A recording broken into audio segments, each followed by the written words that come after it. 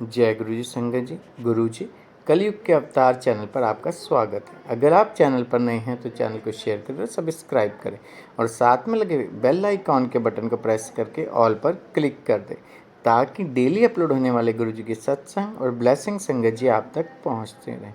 संगत जी, अगर आप इंडिया या इंडिया से बाहर दुनिया के किसी भी कोने में रहते और गुरु जी के इस प्यारे से चैनल पर अपना सत्संग अपलोड करवाना चाहते हैं, पूरी दुनिया की संगत के साथ शेयर करना चाहते हैं, तो डिस्क्रिप्शन बॉक्स में दिए गए हमारे व्हाट्सअप नंबर या हमारे मोबाइल नंबर पर हमें संपर्क कर सकते हैं, या अपना सत्संग वॉइस मैसेज के रूप में रिकॉर्ड करके आप हमारे व्हाट्सअप नंबर पर हमें भेज सकते हैं, ताकि हम गुरु जी के इस प्यारे से चैनल पर आपका सत्संग अपलोड कर सकें। जय गुरु जी।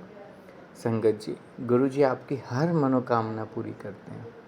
ये सारी संगत जानती है और आप भी सब अच्छे से जानते हो कि ऐसा कभी नहीं होता कि आप गुरु जी से अरदास लगाओ और गुरु जी उसको पूरा ना करें। और खैर बेटियों की तो बहुत ही जल्दी सुनते हैं, ये तो पक्की बात है हमेशा से।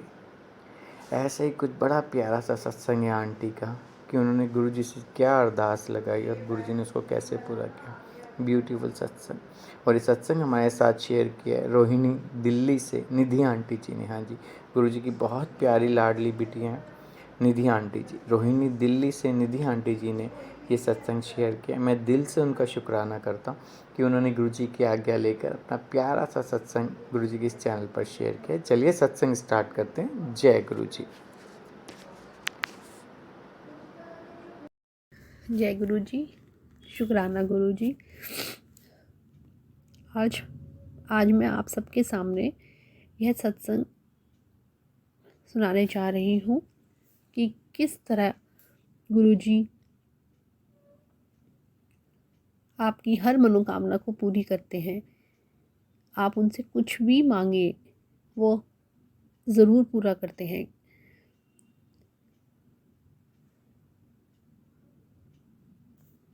जैसे कि मैं जब गुरु जी से नई जुड़ी थी तो मैं गुरु जी से हर बार कहा करती थी कि गुरु जी मुझे अपने दर्शन दीजिए, गुरु जी मुझे अपने दर्शन दीजिए।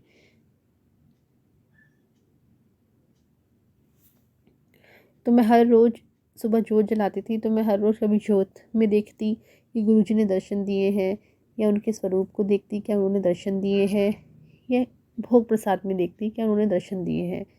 पर मुझे ऐसा कुछ महसूस नहीं हुआ। तो मैं रोज़ मेरे मन में यही थी कि गुरुजी दर्शन दीजिए, गुरुजी दर्शन दीजिए। तो फिर मैंने सोचा कि शायद गुरुजी अभी दर्शन देना नहीं चाहते, तो अभी कुछ समय है, तो कोई नहीं, मैं रोज़ यही आस मन में रखती कि गुरुजी दर्शन दीजिए। सावन का महीना चल रहा था। मैं उस सावन के महीने में पता नहीं मुझे बार बार कभी कुछ दिखाई देता, कभी कुछ दिखाई देता, लेकिन मुझे समझ नहीं आ रहा था कि ये सब क्या चीज़ है। सावन के महीने में हमारा प्रोग्राम बना डुगरी जाने का। गुरुजी ने डुगरी बुलाया। मैं उस समय भी गुरुजी से यही कहती थी कि मुझे आप अपने दर्शन दीजिए, अपने दर्शन दीजिए। जिस दिन हमें डुगरी जाना था उससे जस्ट एक दिन पहले रात का टाइम था। हम लोग रूम में बैठे हुए थे, मैं, मेरे बच्चे और मेरे अंकल। तो मेरा छोटा बेटा ऐसे ही कमरे में घूम रहा था, तो वो अपने स्लीपर्स पहनने गया। स्लीपर्स उसके कर्टेन के साइड में उतरे हुए थे, तो उसे कर्टेन के पास कुछ अचानक से कुछ चीज़ हिलती दिखाई दी। तो वो डर गया कि मम्मा वहाँ पे कुछ है। तो वो, हमने कहा नहीं, ऐसे ही पर्दा हिल रहा होगा, बच्चा है उसको क्या पता, ऐसे ही। तो मैं कहा नहीं कुछ नहीं है, तू जा। तो मेरे अंकल बोले एक बार देख लेते हैं कि कुछ है तो नहीं। तो उन्होंने वो पास जाके देखा, तो उन्होंने देखा कि कुछ ब्लैक रंग का कुछ हिल रहा था। तो उनको लगा कोई कान खजूरा होगा। तो जैसे उन्होंने देखा, हिलाया, तो देखा तो कि वहाँ पे एक छोटा से ब्लैक रंग के सांप था, नाग देवता। तो हम सब बहुत डर गए कि ये कहाँ से प्रकट हुए। तो फिर अंकल ने पर्दा हिलाया दोबारा, तो वो नाग देवता अपने फन उन्होंने आगे किया। तो हम और डर गए कि ये तो रियल में ही कोई स्नेक है। तो ब्लैक कलर के थे, लंबे से। तो मैं और मेरा अंकल और हमारे बच्चे हम डर गए कि ये कहाँ से रात को ये कहाँ से आ गए। वहाँ पे तो कोई जगह भी नहीं थी, तो वहाँ पे तो सिर्फ एक डोर था, और डोर के वहाँ पे डोर में से दीवार में से कहाँ से आ जाएंगे, हमें कुछ समझ नहीं आ रहा था ये कहाँ से आए कहाँ से नहीं। तो फिर अंकल कह रहे अब क्या करें, हमें बहुत डर लग रहा था देख के कि ये क्या। तो अंकल कह रहे मैं वो लेके आता हूँ, बैट लेके आता हूँ और मार देता हूँ।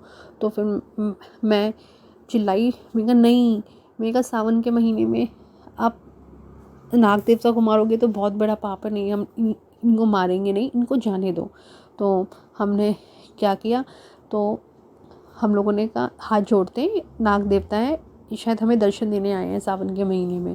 तो हमने हाथ जोड़े। आप यकीन मानेंगे कि जैसे ही हम लोगों ने हाथ जोड़े, वो अपने आप खुद ब खुद वहाँ पे देखा तो हमने एक होल था, वो दीवार के अंदर चले गए और हमसे देखा तो गायब ही हो गए। उसके तो हमें वो कहीं दिखे ही नहीं।